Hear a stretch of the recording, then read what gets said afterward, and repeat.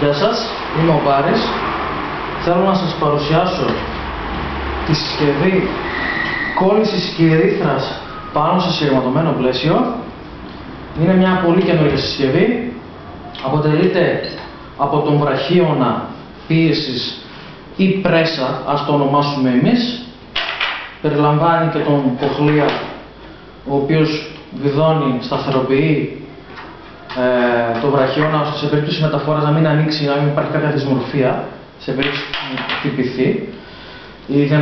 Υπάρχει δυνατότητα να πάρει μια κλίση τέτοια ή τέτοια σε περίπτωση που θέλουμε να δώσουμε προτεραιότητα ή στην ουσία για να ισιώσουμε την επιφάνεια που θέλουμε να κολλήσουμε. Εγώ την έχω φτιάξει τώρα όπως τη θέλω εγώ.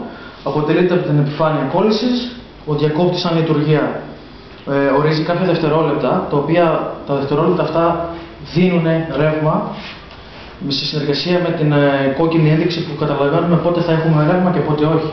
Και ο κεντρικός μας διακόπτης. Η βάση περιλαμβάνει τα μηχανικά μέρη. Λοιπόν, ας κάνουμε ένα μαζί να το δούμε.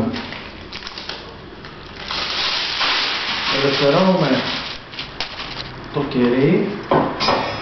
κερίθρα μας από το χαρτί.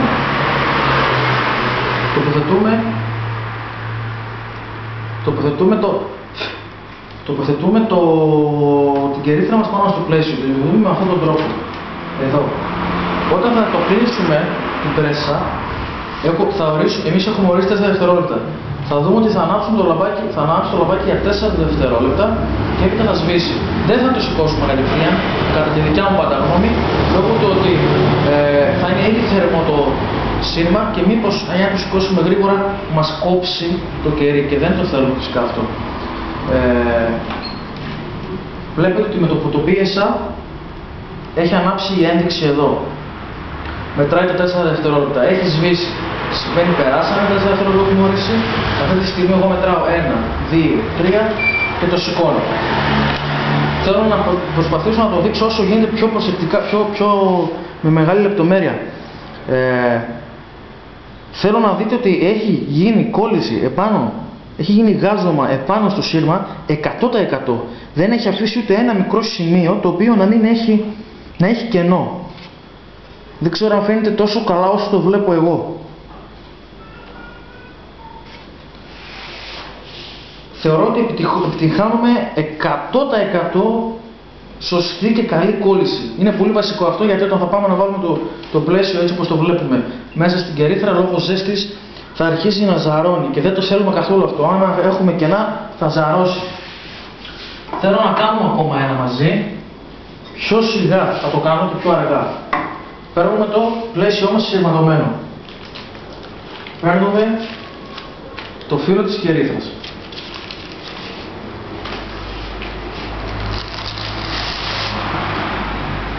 Ελευθερώνουμε το χαρτί από την κερίθρα. Τοποθετούμε το κερί μας μέσα στο πλαίσιο. Με αυτόν τον τρόπο. Ομοιόμορφα. Τοποθετούμε το πλαίσιο σε αυτό το σημείο εδώ. Τοποθετούμε το πλαίσιο όμως εδώ πέρα. Τώρα, θα κάνουμε την πίεση, την πρέσα μας και θα προσέξουμε πάλι. Με το που πατήσαμε και πιέζουμε εμείς την κερίθρα πάνω στα σύρματα, έχει ανάψει. Για τα 4 δευτερόλεπτα που έχουμε ορίσει. Αυτή τη στιγμή έχει σβήσει, σημαίνει ότι δεν έχουμε ξανά παροχή ρεύματος. Εδώ πέρα τώρα εγώ το κρατάω για πολύ 2-3 δευτερόλεπτα, το ανοίγω και βλέπουμε επίσης ότι έχει γίνει ένα γάζωμα, επίσης ένα γάζωμα 100% σε όλο το σημείο του σύρματος. Μιλάμε για 100% επιτυχία. Είναι πάρα πολύ βασικό αυτό, γιατί επειδή είμαι και εγώ μελισσοκόμος και χρησιμοποιώ βασικά όλα μου τα προϊόντα, κατάλαβα ότι είναι πάρα πολύ καλό και δεν θα μπορούσα να το κάνω με το μετασχηματιστή.